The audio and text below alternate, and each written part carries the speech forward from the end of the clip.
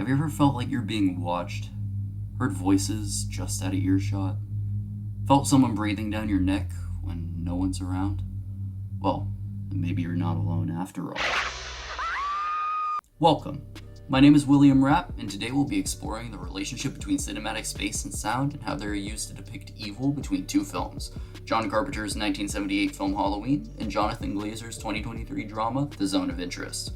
But how exactly are a German family in the 40s and a babysitter stalking serial killer related? Well, let's find out. Halloween, released in 1978, follows Laurie Strode, a babysitter in the small town of Haddonfield, Illinois on Halloween night.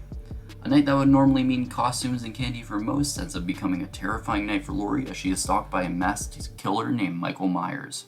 One of the most fascinating parts of Halloween is the realistic portrayal of a small town, with many shots throughout the film depicting its streets with a long depth of field. The town, in a sense, demonstrates a consistent and coherent diegesis, directly presenting a consistent and coherent world. Streets, yards, behind bushes, outside your window.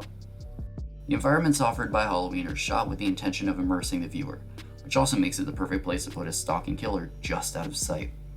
Most of Michael's movements between his kills takes place off screen, and by masking his presence, this builds anticipation for the viewer, as it becomes more and more difficult to discern where he might approach from next. The same sense of uneasiness and dread is felt palpably throughout The Zone of Interest as well. This film, released in 2023, also does an exceptional job at developing a depth of field in its environment. Following Rudolf Höss, commander of the Auschwitz concentration camp, and his family during the peak of World War II, the movie primarily takes place in the family's home as we watch them go about their daily lives. At first sight, it's a beautiful property with a blooming garden and plenty of square footage for a growing family. But beyond the wall behind the house rests the aforementioned camp, which partially looms over the top of the wall. Much of the Zone of Interest's horror stems from the uncanniness of the location. As pretty as it is, there's a feeling that something is very wrong throughout the entire film. Throughout the movie, only a single shot rests on the opposite side of the wall, facing it, rather than the death camp in circles.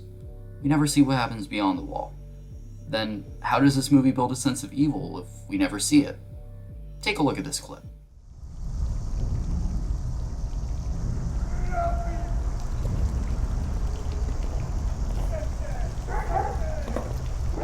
Without seeing a thing, you can tell exactly what occurred behind the camera. This is due to the use of well-designed sound to develop off-screen space. As Andrew Knight Hill would put it, the creative processes that capture sonic materials in film are all undertaken with intent to encourage audience interpretations that are specific to scenes, characters, locations, and story arcs. The sound design in The Zone of Interest is no exception to this idea. By contrasting the screams and gunshots with Rudolph's deadpan expression, the viewer is able to not only understand what kind of person Rudolph is, but also get a sense as to the suffering that is being disguised by the camera's focus on the family property. The true evils of this film, in a sense, are hidden from view, unseen, yet ever present. Similarly, we have this clip. Linda, you asshole!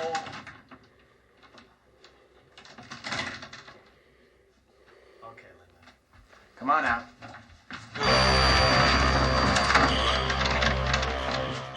If you listen closely, that was more than just a simple jump scare.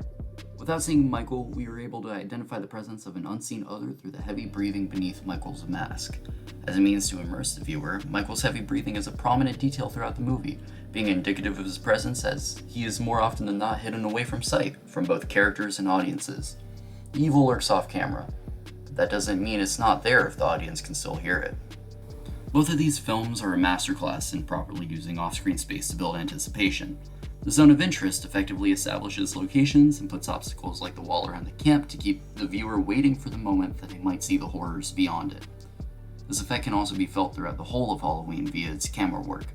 As J.P. Tolote puts it, Carpenter uses the disparity between his characters' restricted viewpoints to sustain a general atmosphere of tension and expectation. By shooting the neighborhood from limited viewpoints, more areas become spaces in which Michael Myers could be lurking. Evil remains ever present between both of these films, and whether or not you see it won't matter if it's already got you. Thanks for watching.